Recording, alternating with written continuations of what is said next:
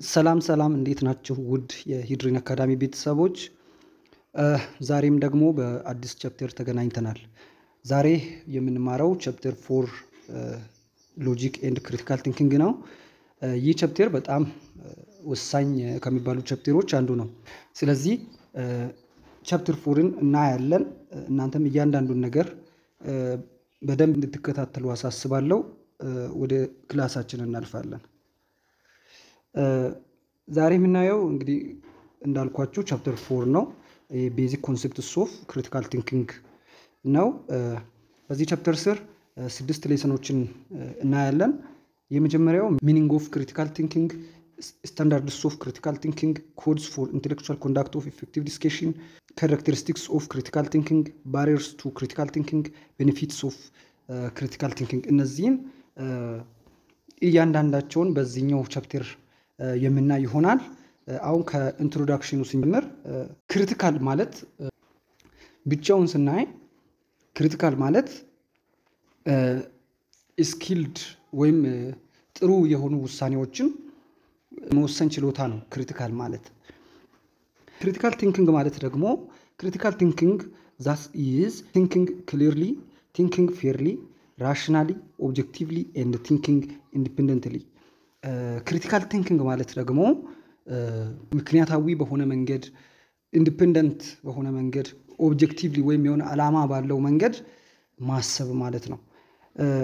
አሜሪካዊው ፈላስፋ ጆን ዲዌይ አሜሪካን ፊሎሶፈር ጆን ዲዌይ has defined critical thinking as an active, persistent and careful consideration of belief in the light of grounds which support it and the further conclusions to which it tends።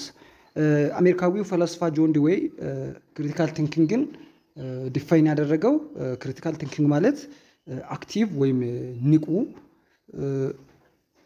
ጽኑ አቋም ባለና ጥንቃቄ በተሞላበት መልኩ ነገሮችን አመዛዝነን በአንድ እውነት ላይ ቆመን በትክክለኛ ነገር ላይ ቆመን ነገሮችን የምናመዛዝንበት መንገድ ነው ብሎ ክሪቲካል ቲንኪንግን ዲፋይን አድርጓል። ጆን ዲዌይ ክሪቲካል ቲንኪንግን ዲፋይን ሲያደርግ 3 ወሳኝ ቃላቶችን ወይም የዲፊኒሽኑን ኮር ፖይንት የያዙትን 3 ቃላቶችን ተጠቅሟል።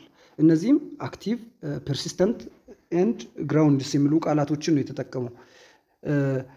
እነሱንም እያንዳንዳቸውን ስናይ ክሪቲካል ቲንኪንግ ኢዝ አን አክቲቭ ፕሮሴስ which means thinking things, raise questions and find relevant information through yourself። ክሪቲካል ቲንኪንግ አክቲቭ ፕሮሴስ ነው ስንል ምን ማለት ነው? ነገሮችን በጥንቃቄ ማሰብ፣ ጥያቄዎችን ማንሳት፣ መረጃዎችን ስለ አንድ ነገር በራስ ተነሳሽነት መፈለግና ማግኘት ነው። ይህ ክሪቲካል ቲንኪንግ አክቲቭ ፕሮሴስ ነው ያለው ጆን ዲዌይ ይህንን ለመግለጽ ነው። ሁለተኛው ክሪቲካል ቲንኪንግ is persistent and careful consideration which implies not to make a quick decision, thinking carefully again and again before we arrive certain conclusion። ሁለተኛው ደግሞ ምንድነው? ክሪቲካል ቲንኪንግ ፐርሲስተንት እና ኬርፉል ኮንሲደሬሽን ነው ስንል ይህ የሚገልጸው ምንድነው? ለውሳኔ መቸኮል የለብንም። ነገሮችን ከመወሰናችን በፊት በጥንቃቄና ደጋግመን ማሰብ ይኖርብናል። ውሳኔ ከመወሰናችን በፊት ደጋግመን በጥንቃቄ ማሰብ እና ማየት ማመዛዘን ይኖርብናል። አንድ ሰው ክሪቲካል ቲንከር ነው የምንለው ይህን ሲያደርግ ነው ማለት ነው። ሶስተኛው ደግሞ ግራውንድ ነው which implies a good reason to arrive on a certain conclusion. The aim of critical thinking is to arrive well-reasoned, considered, justifiable conclusions.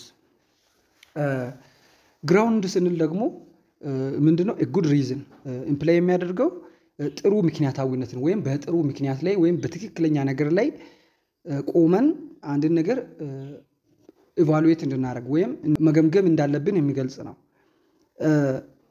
የክሪቲካል ቲንኪንግ ዓላማው ራሱ ሰዎች ምክንያታዊ ሆነው ነገሮችን አመዛዝነው እንዲሁም ትክክለኛ የሆነ ውሳኔዎችን እንዲወስኑ ማስቻል ነው። ስለዚህ ግራውንድ የሚለው ቃል በጆን ዲዌይ ዲፊኒሽን ውስጥ የገባው ይህንን ለመግለጽ ነው ማለት ነው። ስታንዳርድስ ኦፍ ክሪቲካል ቲንኪንግ የክሪቲካል ቲንኪንግ መለኪያዎች የክሪቲካል ቲንኪንግ ስታንዳርዶች ምን ምን ናቸው የሚለውን እናያለን። የመጀመሪያው ክላሪቲ ነው። ክላሪቲ ሪፈርስ ቱ ክሊር አንደርስታንዲንግ ኦፍ ኮንሴፕትስ ኤንድ ክሊርሊ ኤክስፕሬሲንግ ዜም ኢን ላንጉዌጅ። ክላሪቲ ማለት አንድን ነገር በግልጽ መረዳትና ያን የተረዳነውን ነገር ደግሞ በግልጽ ማስረዳት፣ በግልጽ ቋንቋ በግልጽ አገላለጽ ማስረዳት ማለት ነው። ሶ ክሪቲካል ቲንከርስ always strive not only for clarity of language but clarity of thought or ideas. ክሪቲካል ቲንከሮች የሚጨነቁት በግልጽ ቋንቋ ለመግለጽ ብቻ አይደለም። የሚገልጹት ነገር ራሱ የሚያስረዱት ሐሳብ ምን ያክል ግልጽ ነው የሚለውም ጭምር ያስጨንቃቸዋል። ያንንም ያስቡበታል በዛም ነገር ላይ እንጂ ብቻ ቋንቋውን ለሰው በሚገባ ቋንቋ አስረዳሁኝ ብለው ያን ብቻ እንትን አድርገው ተማምነው አይቀመጡም። ማስረዳው ነገር ምን ያክል ይገባቸዋል፣ ምን ያክል ይረዳሉ፣ ምን ያክል ግልጽ ነው የሚለውም ጭምር ያሳስባቸዋል ወይም ያስጨንቃቸዋል። ክላሪቲ ኢዝ ኤ ጌትዌይ ስታንዳርድ ኦፍ ክሪቲካል ቲንኪንግ። ክላሪቲ የመጀመሪያው ስታንዳርድ ኦፍ ክሪቲካል ቲንኪንግ የመጀመሪያውና ወሳኙ የክሪቲካል ቲንኪንግ ስታንዳርድ ክላሪቲ ነው። if we are not clearly understand we may ask questions for clarification. አንድ ነገር በግልጽ ካልተረዳን ነገሩ በግልጽ ካልገባን ግልጽ እንዲሆነን አንዳንድ ጥያቄዎችን መጠየቅ ይኖርብናል። የሚያስረዳውን ሰው ወይም የሚያወራውን ሰው መጠየቅ ይኖርብናል። ለምሳሌ could you elaborate more? could you explain in another way? እንደዚህ አይነት ጥያቄዎችን መጠየቅ ይኖርብናል። በደንብ ልታብራራልኝ ትችላለህ? በሌላ መንገድ ልታስረዳኝ ትችላለህ? እና የመሳሰሉ ጥያቄዎችን ጠይቀን በደንብ ያንን ነገር ግልጽ በሆነ መንገድ መረዳት ይኖርብናል። ይህ የመጀመሪያው የክሪቲካል ቲንኪንግ ስታንዳርድ ነው። ሁለተኛው ፕሪሲሽን ነው። ፕሪሲሽን is a matter of being exact, accurate and careful. ፕሪሲሽን ማለት ደግሞ ነገሮችን በማያወዛግብ መንገድ ግልጽ በሆነ መንገድ መግለጽ ነው። ምንም የሚያወዛግብ ወይም የሚያሻማ ነገር ሳይኖር መግለጽ ማለት ነው። ይህ አንዱ የክሪቲካል ቲንኪንግ ስታንዳርድ ነው። ፕሪሲሽን paying attention to specific detail.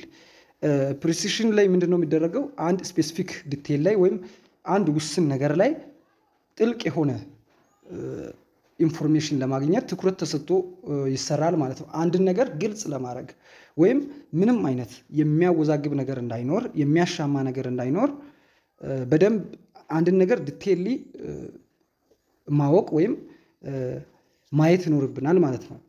goes one step further than accuracy. it demands that the words and data used are exact.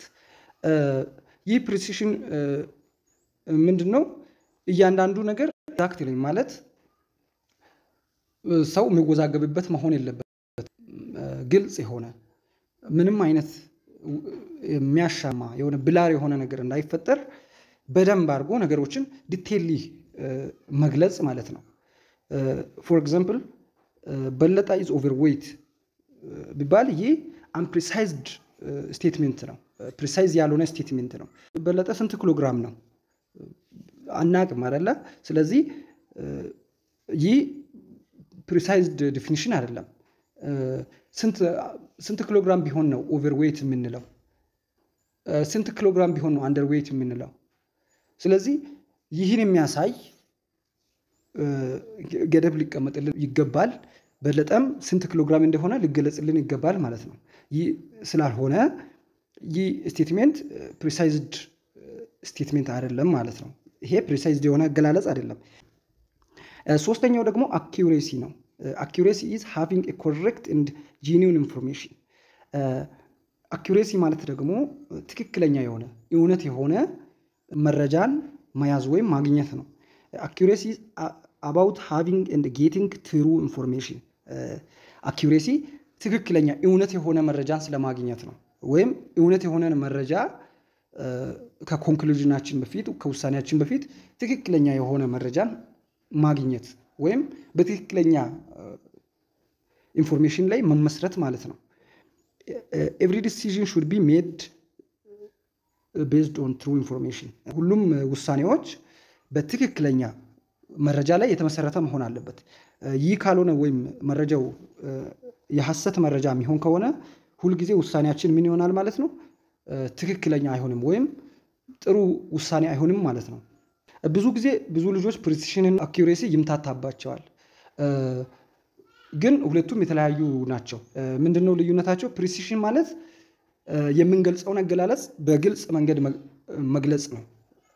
አኩሬሲ ማለት ደግሞ እውነተኛ በሆነ መንገድ መግለጽ ነው። ለምሳሌ ቅድም የተጠቀምኩትን ምሳሌ ራሱ ብንጠቀም ከ15 ዓመት በታች የሆኑ ልጆች ዌይታቸው ከ50 ኪሎ ግራም በላይ ከሆነ ኦቨር ዌይት ናቸው። በለጠ ከ15 ዓመት በታች ነው 60 ኪሎ ግራም ነው። ስለዚህ በለጠ ኦቨር ዌይት ነው ብንል ፕሪሳይዝድ ነው ብለናል። ግን ላይሆን ይችላል። ምክንያቱም ከ15 ዓመት በታች የሆኑ ልጆች ዌይታቸው ከ50 ኪሎ ግራም ከበለጠ ኪሎ ግራም ከበለጠ ኦቨር ዌይት ነው ስንል ያ ምን ያክል ሳይንቲፊክ እውነት ነው፣ ምን ያክል ትክክለኛ መረጃ ነው የሚለውን ፕሪሲሽን ጊዜ ላይ ምንም ቼክ ማድረግ አይጠበቅብንም። በተሰጠን ነገር መሰረት ነው የምንወስነው። ግን አኩሬሲ ሲሆን ያ ምን ያክል እውነት ነው የሚለውን እናጣራለን ማለት ነው። ስለዚህ አኩሬት ማለት ለእውነት የቀረበ ማለት ነው። እውነት ስለመሆኑ ነው። ኢንፎርሜሽኑ እውነት ነው፣ ምን ያክል እውነት ነው የሚለውን ነው። ፕሪሲሽን ደግሞ ምን ያክል ግልጽ ነው የሚለውን ነው። ስለዚህ የሁለቱም ልዩነት ይህ ነው። አራተኛው ደግሞ ሪሌቫንስ ነው። The question of relevance is a question of connection in discussion or debate. ሪሌቫንስ የምንለው ደግሞ ሐሳባችን ምን ያክል ተያያዥ ነው የሚለውን ነው። የሐሳብ ተያያዥነት የምናነሳው ሐሳብ እርስ በርሱ የሚምታታ መሆን የለበትም። የተለያየ ሐሳብ መሆን የለበትም። ተያያዥ ሐሳብ፣ ተደጋጋፊ ሐሳብ መሆን አለበት። ለምሳሌ ቅድም ስለ ሌላ ነገር አንስተን አሁን ስለ ሌላ ነገር የምናወራ ከሆነ ያ ሪሌቫንት አይደለም። which mean not to round around the bush which are not related to issue and issues at our hand. Critical thinker do not collect any information. ይህ ማለት ምንድነው? ሪሌቫንስ ማለት የማይጠቅሙ ኢንፎርሜሽኖችን ዝም ብለን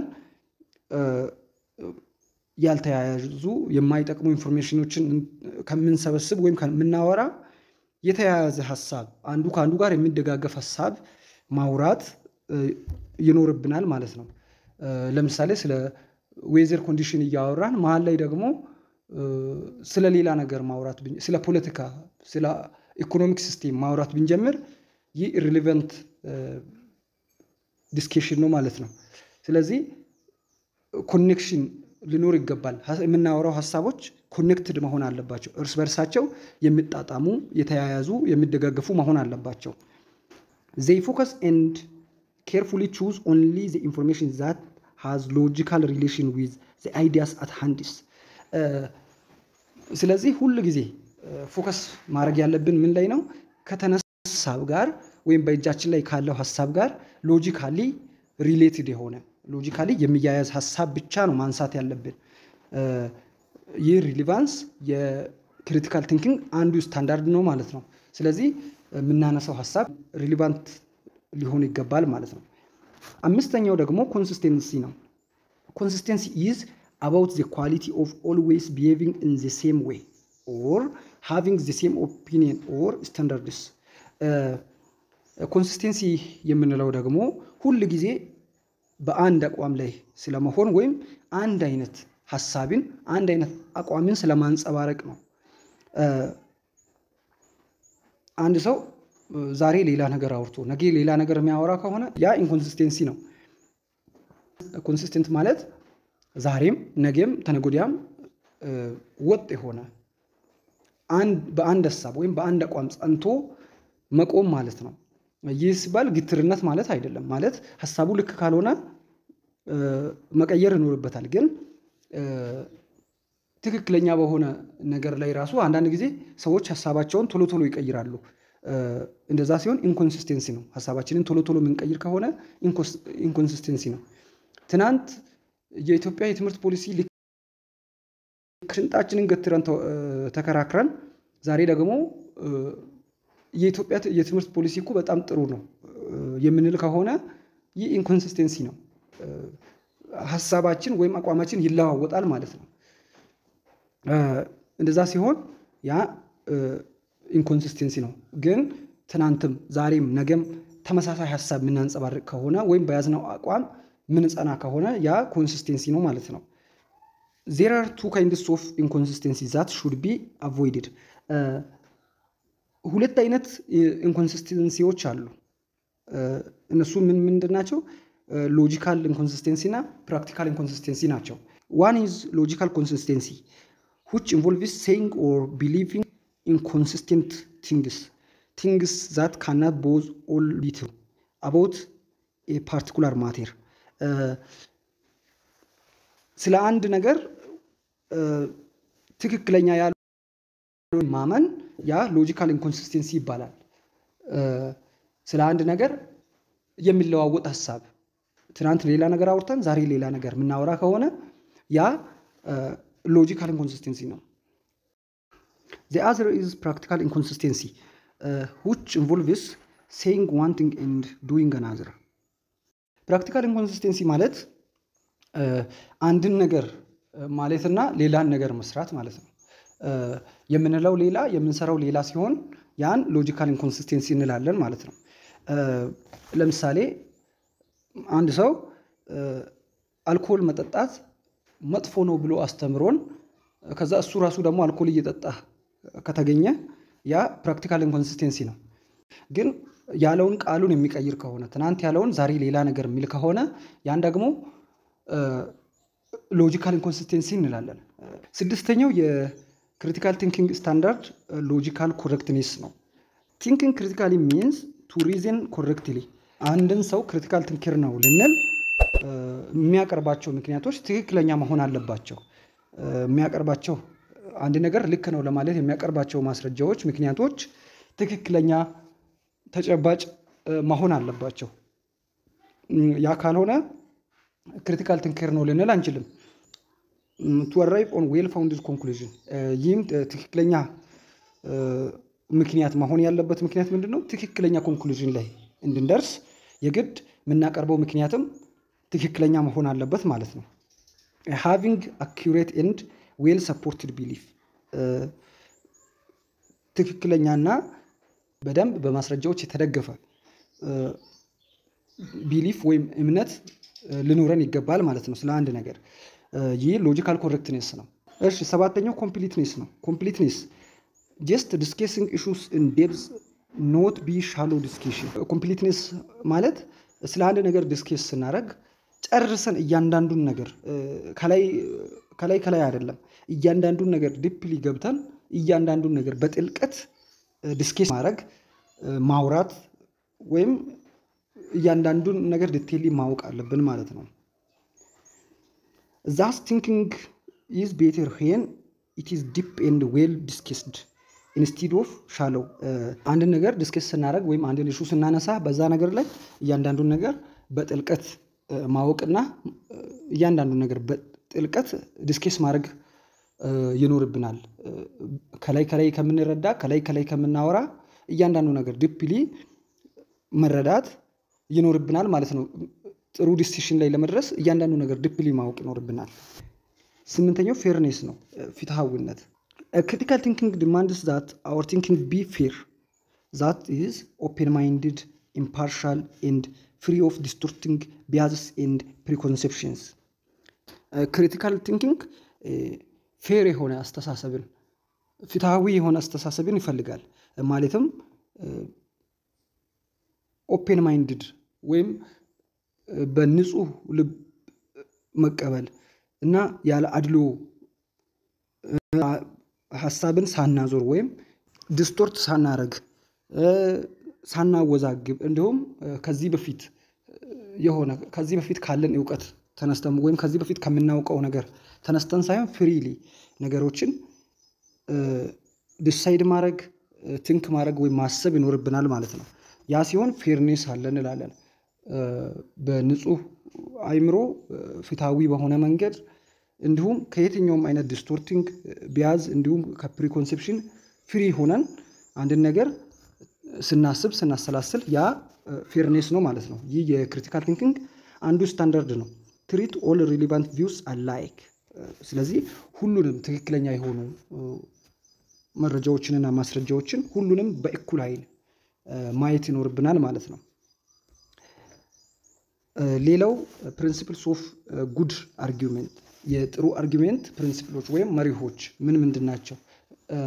የመጀመሪያው ስትራክቸራል ፕሪንሲፕል ነው። The structural principle of good argument requires that one who argues for or against position should use an argument that meets the fundamental structural requirements of well-formed argument. Structural principle ምንድነው የሚፈልገው? አንድ የምናቀርበው አርጊውሜንት ጥሩ አርጊውሜንት ነው እንዲባል የተቀመጠውን የአርጊውሜንትን መሰረታዊ የሆኑ ስትራክቸራል ሪኳየርመንቶችን ማሟላት መቻል አለበት። valid form is the first requirement for argument to be good. እነዚህ ሪኳየርመንቶች ምንድን ናቸው ብለን ስናይ ደግሞ አርጊውሜንቱ ቫሊድ አርጊውሜንት መሆን አለበት። ይህ የመጀመሪያው አንድን አርጊውሜንት ጉድ አርጊውሜንት ነው ልንል የመጀመሪያው ሪኳየርመንት ነው። ቫሊድ ካልሆነ ወይም ዲዳክቲቭ ካልሆነ ያ ጉድ አርጊውሜንት ሊሆን አይችልም ማለት ነው። ስለዚህ ቫሊድ አርጊውሜንት ፎርሙ ቫሊድ ፎርም መሆን የመጀመሪያው የጉድ አርጊውሜንት ስትራክቸራል ሪኳየርመንት ነው ማለት ነው። ዶንት ዩዝ ሪዝን ዛት ኮንትራዲክት ቱ ኢች አዘር አቮይድ ኢንቫሊድ ኢንፈረንስ። ሁለተኛው ደግሞ እርስ በእርሱ የሚጋጭ ምክንያት ማቅረብ የለብንም። ይህ ሁለተኛው ስትራክቸራል ሪኳየርመንት ነው። እርስ በእርሱ የሚቃረን ምክንያት ማቅረብ የለብንም ማለት ነው። ሶስተኛው ኮንክሉዥን should follow the premise with strict necessity። ኮንክሉዥናችን የምናቀርበው የመጨረሻ መደምደሚያችን በፐርሚሶቹ ላይ የተመሰረተ መሆን አለበት። good argument structurally good form or valid premises must be compatible to each other or compatibility principle። አንድ አርጊውሜንት ጥሩ አርጊውሜንት ነው ልንል ስትራክቸራሊ ቫሊድ መሆን አለበት። ፐርሚሶቹ እርስ በራሳቸው የሚስማሙ መሆን አለባቸው። ሌላው የጉድ አርጊውሜንት ፕሪንሲፕል ዘ ሪሊቫንስ ፕሪንሲፕል ነው። this is the second principle of good argument that requires that one who presents an argument against a position should set forth only reason whose truth provides some evidence for the truth of the conclusion. ይህ የሪሊቫንስ ፕሪንሲፕል ምንድነው የሚለው? አንድ ተከራካሪ የሱን ሐሳብ ሲያነሳ የሚያነሳቸው እያንዳንዱ ነገሮች የምናገራቸው እያንዳንዱ ነጥቦች ኮንክሉዥኑን የሚደግፉ መሆን አለባቸው። የሚቃወም መሆን የለበትም። የራሱን ኮንክሉዥን የሚደግፍ አሳማኝ እንዲሆን የሚያደርግ መሆን አለበት። premise is relevant if it provides logical reason to conclusion። ፐርሚሶቹ ለኮንክሉዥኑ ሎጂካል ምክንያቶችን ወይም ሎጂካል ሪዝኖችን የሚያቀርቡ ከሆነ የአርጊውሜንት ምንድነው ሪሊቫንት ነው ማለት ነው። አንድ አርጊውሜንት ሪሊቫንስ ነው የምንለው እነዚህን ጥያቄዎች ሲመልስ ነው። does the truth of premise support the truth of conclusion?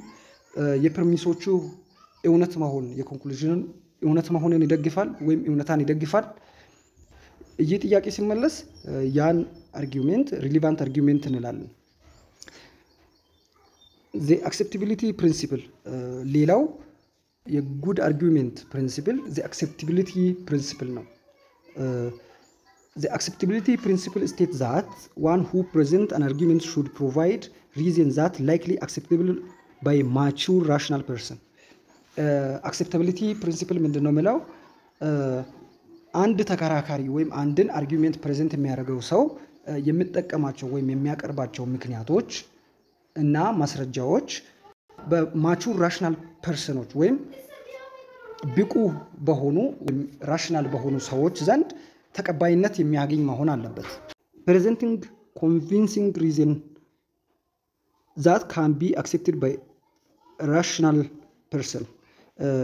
ስለዚህ የምናቀርበው ምክንያትና ማስረጃ እነዚያን ራሽናል ፐርሰኖችን ወይም ማቹር የሆኑ ብቁ የሆኑ ሰዎችን የሚያሳምን አሳማኝ ምክንያት መሆን አለበት።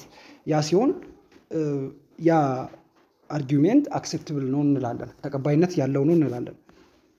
አራተኛው የጉድ አርጊውሜንት ፕሪንሲፕል የሳፊሽንሲ ፕሪንሲፕል ነው። ሪሊቫንስ ኤንድ አክሴፕታቢሊቲ ፕሪንሲፕልስ ቱጌዘር ኮንስቲቱት ዘ ፕሪንሲፕል ኦፍ ሳፊሽንሲ። ሪሊቫንስ እና አክሴፕታቢሊቲ ፕሪንሲፕሎች አንድ ላይ ሆነው የሳፊሽንሲን ፕሪንሲፕል እንዲሟላ ያደርጋሉ ማለት ነው። ፐርሚስ ፕሮቫይድስ ሳፊሽንት ሪዝን ዛት outweighs the acceptance of the conclusion። ፐርሚሶች በቂ ምክንያቶችን የሚያቀርቡ ከሆነ ያ ኮንክሉዥኑ ትክክል ነው ወይም ተቀባይነት ያለው ኮንክሉዥን ይሆናል ማለት ነው። questions to test sufficiency of evidence የማስረጃዎችን sufficiency ቴስት የምናደርግባቸው ጥያቄዎች ለምሳሌ are the available reason enough to drive someone to conclusion ይህ የቀረቡ ምክንያቶች ይህን ውሳኔ ለመወሰን ወይም ይህን ድምዳሜ ለመስጠት በቂ ናቸው። are key or crucial evidence missing from the argument ወሳኝ የሆነ ወይም ቁልፍ የሆነ ማስረጃ የቀረበ ማስረጃ አለ የሚለውን እነዚህን ጥያቄዎች መጠየቅና ለነዚህ ጥያቄዎች መልስ ማግኘት ይኖርብናል ማለት ነው። የአንድን ኤቪደንስ ሳፊሽንሲ ቴስት ለማድረግ አምስተኛው ዘ ሪቡታል ፕሪንሲፕል ነው። ዘ ሪቡታል ፕሪንሲፕል ስቴትስ meet that other side directly and addressing those critics and questions raised from other side or our opponent። ሪቡታል ፕሪንሲፕል የምንለው ሌሎች ከኛ ጋር የኛን ሐሳብ የሚቃረኑ ወይም የኛ ኦፖኔንቶች የሚያነሱትን እያንዳንዱን ጥያቄዎች ወይም የሚያነሱትን እያንዳንዱን ነጥቦች መመለስ ይኖርብናል። በትክክል መመለስ አለብን ማለት ነው። effective response has to be provided for argument raised from other side። ከሌላ በኩል ለሚነሱ ጥያቄዎች effective response ወይም በቂ መስጠት ይኖርብናል ማለት ነው። ያ ካልሆነ አንዱን የጉድ አርጊውሜንት ፕሪንሲፕል አላሟላንም ማለት ነው። ስለዚህ ያን ማሟላት አለብን። ask and answer the following questions in applying the rebuttal principle of arguments። ከዚህ ቀጥሎ ያሉ ጥያቄዎችን በመጠየቅ ሪቡታል ፕሪንሲፕል ምን ያክል አፕላይ ሆኗል የሚለውን ማወቅ እንችላለን። ለምሳሌ what is the strongest side of the argument against the position being defended? Does the argument addresses the counter argument effectively? What is potentially serious weakness exists in the argument recognized by the opponent? የቀረቡ ጥያቄዎችን ወይም የሚቀርቡትን ከተቃራኒ በኩል የሚነሱትን ነገሮች መመለስ የምንችልበት ጠንካራ ጎኔ ምንድነው? እንዲሁም ደግሞ ይህ አርጊውሜንት ኢፌክቲቭሊ መልስ ይሰጣል ወይ ወይም ጥያቄዎችን በትክክል አድሬስ ማድረግ ያስችለኛል ወይ የሚለው ሌላ ጥያቄ ነው። ሌላኛው ደግሞ ተቃራኒ ወይም ተከራካሪዎች ያወቁብኝ ደካማ ጎኔ ምንድነው የሚለውን እነዚህን ጥያቄዎች ራሳችንን በመጠየቅ እነዚህንና ሌሎችንም የቀሩትንም ጥያቄዎች በመጠየቅ ምን ያክል ሪቡታል ፕሪንሲፕል አፕላይ ሆኗል የሚለው ማወቅ እንችላለን። እሺ አሁን ደግሞ የምናየው ፕሪንሲፕልስ ኦፍ ክሪቲካል ቲንኪንግ ነው። ቀደም ያየናቸው ፕሪንሲፕልስ ኦፍ ጉድ አርጊውሜንት ናቸው። እንዳይቀላቀሉባችሁ በደንብ ለይታችሁ ያዟቸው። ቀደም ያየናቸው ፕሪንሲፕልስ ኦፍ ጉድ አርጊውሜንት ሲሆኑ አሁን የምናያቸው ደግሞ ፕሪንሲፕልስ ኦፍ ክሪቲካል ቲንኪንግ ነው። የመጀመሪያው የክሪቲካል ቲንኪንግ ፕሪንሲፕል the fallibility principle ነው። this principle requires that each participant in a discussion of a disputed issue should be willing to accept the fact that he or she is fallible, which means that one must acknowledge that one's own initial view may not be most defensible position on the question. The fallibility principle የምንለው ምንድነው? በውይይታችን ላይ ወይም በክርክራችን ላይ የሚሳተፉ ተሳታፊዎች እያንዳንዳቸው ያቀረቡት ሐሳብ መርታት ካልቻለ ወይም አሸናፊ ሐሳብ ካልሆነ ወይም ያቀረቡት ሐሳብ አሳማኝ ሐሳብ ካልሆነ ሐሳባቸው ትክክል እንዳልሆነ መቀበል አለባቸው። እኔ ያቀረብኩት ሐሳብ ትክክል አይደለም የነሱ ትክክል ነው ብሎ መቀበል አክኖሌጅ ማድረግ ይኖርባቸዋል ማለት ነው። የኔ ልክ አይደለም የነሱ ልክ ነው ብሎ አክኖሌጅ ማድረግ ወይም የነሱ ሐሳብ ልክ እንዳይደለ ፌሌብል ሐሳብ እንደሆነ ማመን መከላከል እንዳልቻሉ ማመን መቀበል ይኖርባቸዋል ማለት ነው። consciously accept that your view may wrong, willing to change your mind. the fallibility principle ማለት የአንተ ሐሳብ ወይም የአንተ እይታ ትክክል እንዳልሆነ መቀበል መቻልና ሐሳብህን መቀየር ቼንጅ ማድረግ መቻል ነው። no one is perfect።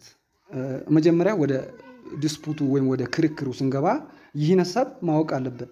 no one is perfect, so everyone must admit imperfection። አንድም ሰው ፐርፌክት አይደለም። ስለዚህ ሁሉም ሰው ማንንም ሰው ፐርፌክት እንዳይደለ ማመን አለበት። መጀመሪያ አንድ ተከራካሪ ማንንም ሰው ፐርፌክት እንዳይደለ ማመን አለበት። if you refuse to accept your fallibility, you are not willing to change your mind even if you hear better argument, so you are in a state of ignorance። ሐሳባችን ትክክል እንዳይደለ ማንቀበል ከሆነ ስለዚህ ሐሳባችንን ልንቀይር ወይም አስተሳሰባችንን ልንቀይር ዝግጁ አይደለንም ማለት ነው። ምንም ያህል ጥሩ አርጊውመንት ቢቀርብልን ምንም ያክል አሳማኝ ማስረጃ ቢቀርብልን ሐሳባችንን ልንቀይር ዝግጁ አይደለንም ማለት ነው። ስለዚህ እንደዚህ ስንኖር ኢግኖራንስ ላይ ወይም ያለ መቀበል ስቴት ላይ ነው ማለት ነው ያለነው።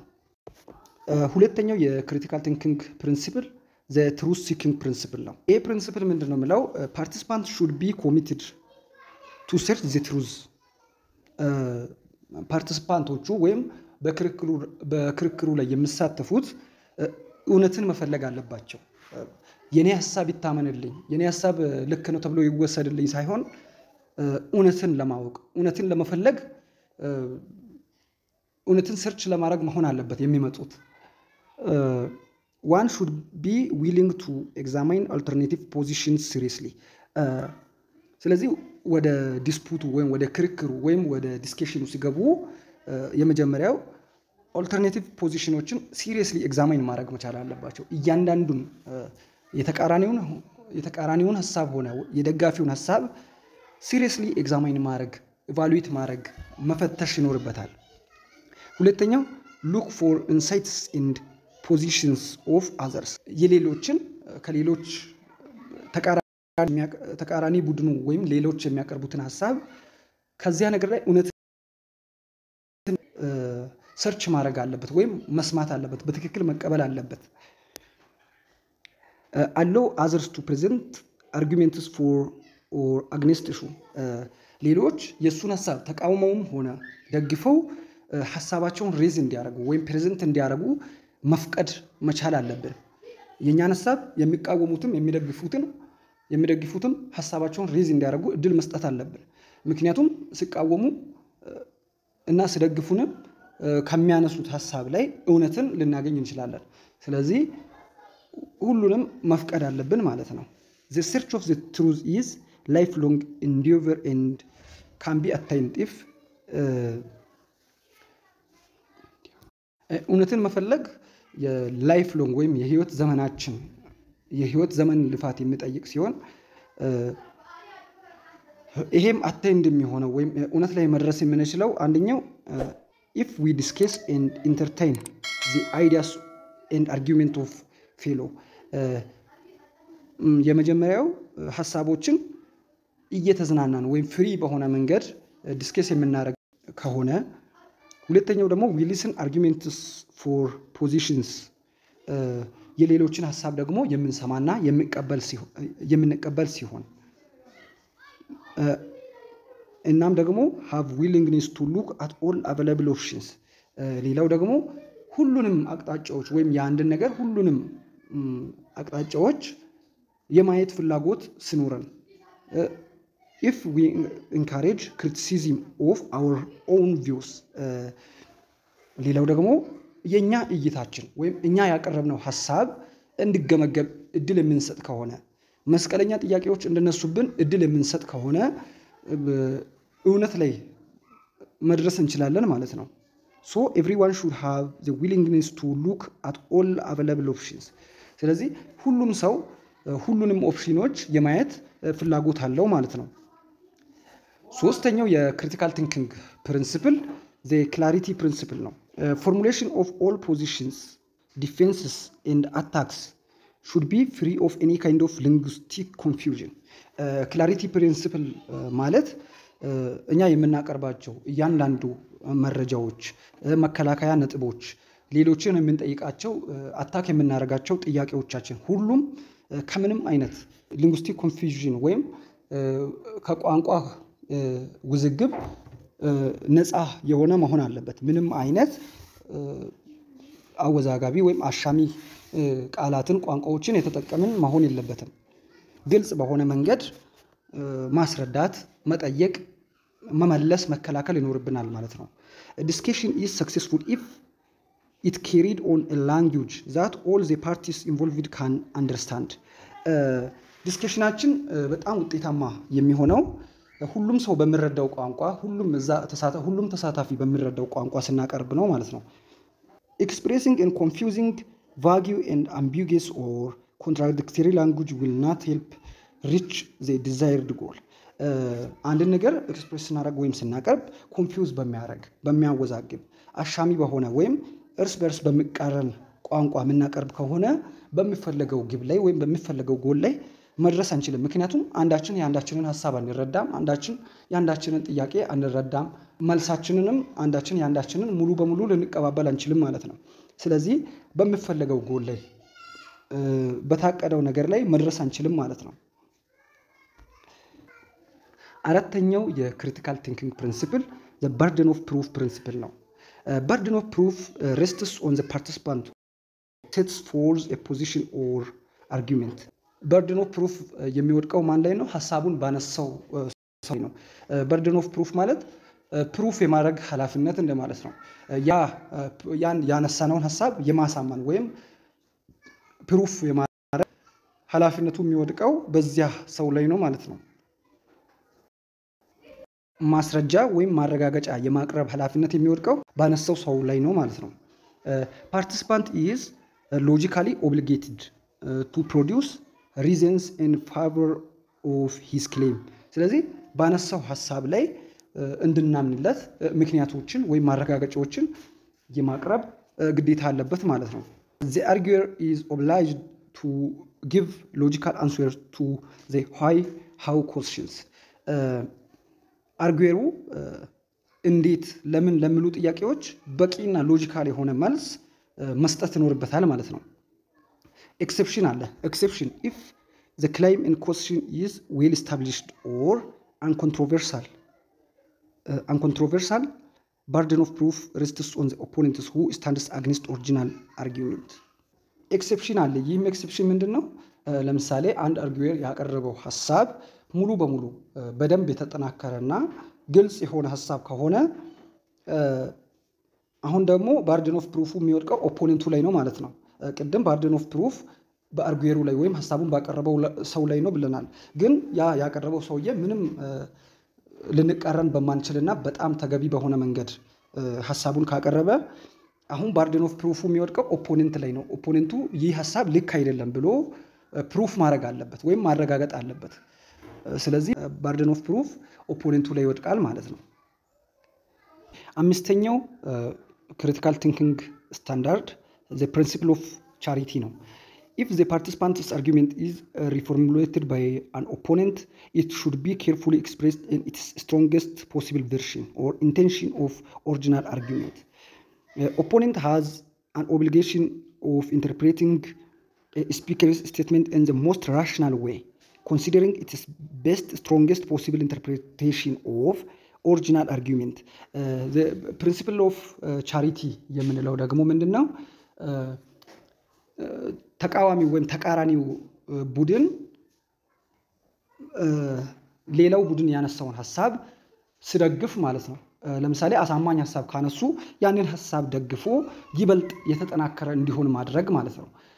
አንዱ ቡድን ያቀረበው ሐሳብ አስተማማኝ እና በጣም ጥሩ ሆኖ ያለ ከመቃወም ይልቅ ያንን ሐሳብ መደገፍና ቤስት ቨርሽን ማድረግ ወይም የተሻለ እንዲሆን ማድረግ the principle of charity ይባላል።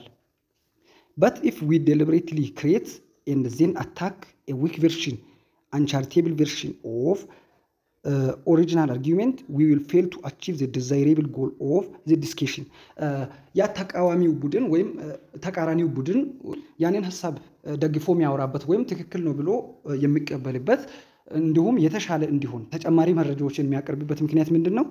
በታሰበው ጎል ላይ ለመድረስ ነው። ስለዚህ እነሱ ያቀረቡት ሐሳብ ትክክል ከሆነ ዊክ ሳይዳቸው ወይም ደካማ ጎናቸውን ፈልገን አታካ ማድረግ ይልቅ ያንን ሐሳብ ይበልጥ የተጠናከረ እንዲሆን ማድረግ ይበልጥ የተሻለ እንዲሆን ማድረግ በተፈለገው ጎል ላይ እንድንደርስ ወይም ኢፌክቲቭ ዲስከሽን ወይም ትርጉም ያለው ዲስከሽን እንዲሆን ያደርጋል። ያ ካልሆነ እኔ ላሸንፍ በሚል በተፈለገው ጎል ላይ ሳንደርስ እንቀራለን ማለት ነው። good discussion imposes an ethical requirement on their participants and there is a practical reason for being fair with one another's argument. ስለዚህ ዲስከሽኑ ጥሩ እንዲሆን በተፈለገው ግብ ላይ እንዲደርስ ተቃራኒ ቡድኑ ያነሳው ሐሳብ ትክክል ከሆነ ትክክል ነው ብሎ እንደውም የተሻለ የተጠናከረ እንዲሆን ተጨማሪ ማስረጃዎችን ተጨማሪ ኤቪደንሶችን ማቅረብ ይኖርብናል ማለት ነው። ወደ ግባችን ለመድረስ ሲባል የተሻለ ሐሳቦችን እንደውም ጨምሮ ማንሳት ተገቢ ነው ማለት ነው። ይህ አንዱ የክሪቲካል ቲንኪንግ ስታንዳርድ ነው። ስድስተኛው የክሪቲካል ቲንኪንግ ፕሪንሲፕል the suspension of judgment principle ነው። ይህ ምንድነው? suspend judgment about the issue if no position is defeated by good argument or two or more positions seems to be defended with equal strength. ይህ suspension of judgment principle የምንለው ሁለት ቡድኖች ያቀረቡት ሐሳብ የሁለቱም ተቀባይነት የሌለው ወይም በቂ ያልሆነ ከሆነ ወይም ሁለቱም በበቂ ሁኔታ ተከላክለው በቂ ማስረጃ አቅርበው በበቂ ስትሪንግዝ ላይ ከተገኙ ውሳኔያችንን ማዘግየት ወይም ብይኑን ማዘግየት ይኖርብናል ማለት ነው። ሁለቱም ቡድኖች ደካማ ከሆኑ ሁለቱም ቡድኖች ጠንካራ ከሆኑ ውሳኔያችንን ወይም ብይናችንን ማዘግየት ማቆየት የተሻለ ይሆናል ማለት ነው። one has no good basis or evidence for making decision. አንዱ ከቀረቡት አንዱም የተሻለ ወይም በቂ ማስረጃ ማያቀርብ ከሆነም አሁንም ውሳኔያችንን ማዘግየት ይኖርብናል። to make decision relative benefits or harm of or consequence should also take to consideration. ስለዚህ ውሳኔውን ከመወሰናችን በፊት ወይም ብይኑን ከመስጠታችን በፊት ጥቅሙንና ጉዳቱን ትርፉንና ክሳራውን አመዛዝነን ከግምት አስገብተን ማየት ስላለብን ያን ለማድረግ ወይም ነገሮችን ከግምት ለማስገባት ጊዜ መውሰድ ይጠበቅብናል ማለት ነው። ስለዚህ የችኮላ እንዳይሆን ውሳኔ መስጠት አይኖርብንም ማለት ነው። ስለዚህ ውሳኔን እናግዳለን ወይም እናቆያለን። ሰባተኛው thinking principle, the resolution principle.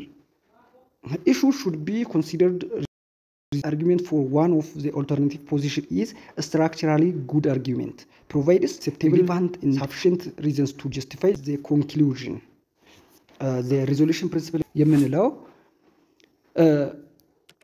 ከተከራካሪዎች ወይም ከተሳታፊዎች አንዱ ቡድን በቂ ስትራክቸራሊ ጥሩ የሆነ አርጉመንት አሳማኝ የሆነ ተቀባይነት ያለው በቂ ምክንያትን እንዲሁም ትክክል የሆነ እና መደምደሚያውን በትክክል የሚደግፍ ወይም ኮንክሉዥኑን እንድንቀበል የሚያደርግ በቂ ማስረጃ የሚያቀርብ ከሆነ ነገሩ ሪዞልቭ እንደተደረገ ወይም እንደተፈታ ኮንሲደር ማድረግ ይኖርብናል ማለት ነው። ኮንሲደር ማድረግ አለብን።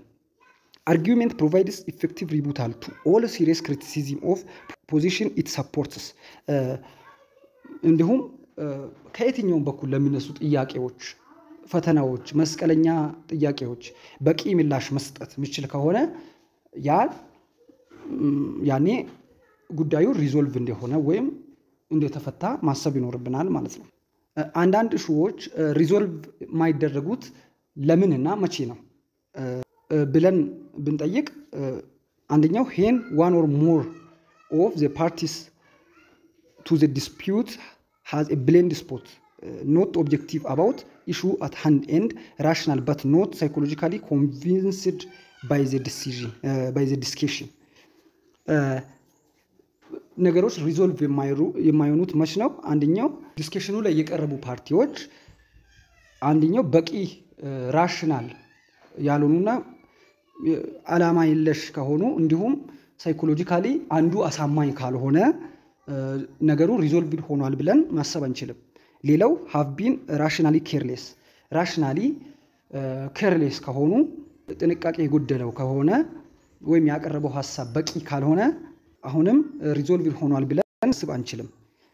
ሌላው ደግሞ has hidden agenda የተደበቀ አጀንዳ ከኋላ የተደበቀ አጀንዳ ካለ ወይም የተደበቀ የቀረ አጀንዳ ካለ አሁንም ነገሩ ሪዞልቭድ ሆኗል ብለን ማሰብ አንችልም። not being honest with themselves ለራሳቸው ታማኝ ካልሆኑ ነገሩ ሪዞልቭድ ሆኗል ብለን ልናስብ አንችልም። ችግሩ ተፈቷል ብለን ልናስብ አንችልም ለራሳቸው ታማኝ ካልሆኑ። are in deep disagreement of underlying assumptions እነሱ ባለመስማማት ውስጥ ከሆኑ ወይም ዲፕ በሆነ ባለመስማማት ውስጥ ከሆኑ አሁንም ጉዳዩ ተፈቷል ብለን ልናስብ አንችልም ማለት ነው። የዛሬው ክላሳችን ይሄን ይመስል ነበር። የቀሩትን ቶፒኮች ደግሞ በቀጣይ ቪዲዮ የምናይ ይሆናል። እስከዛው ድረስ መልካም ጊዜ ይሁንላችሁ። ይህ ቪዲዮ ከተመቻችሁ ቪዲዮውን ላይክ ማድረግ አትርሱ። ቻናላችንንም ደግሞ ሰብስክራይብ አድርጉ። በቀጣይ ቪዲዮ የቀሩትን ቶፒኮች በደንብ የምናይ ይሆናል። ስለዚህ በቀጣይ ቪዲዮ እስክንገናኝ መልካም ጊዜ ይሁንላችሁ።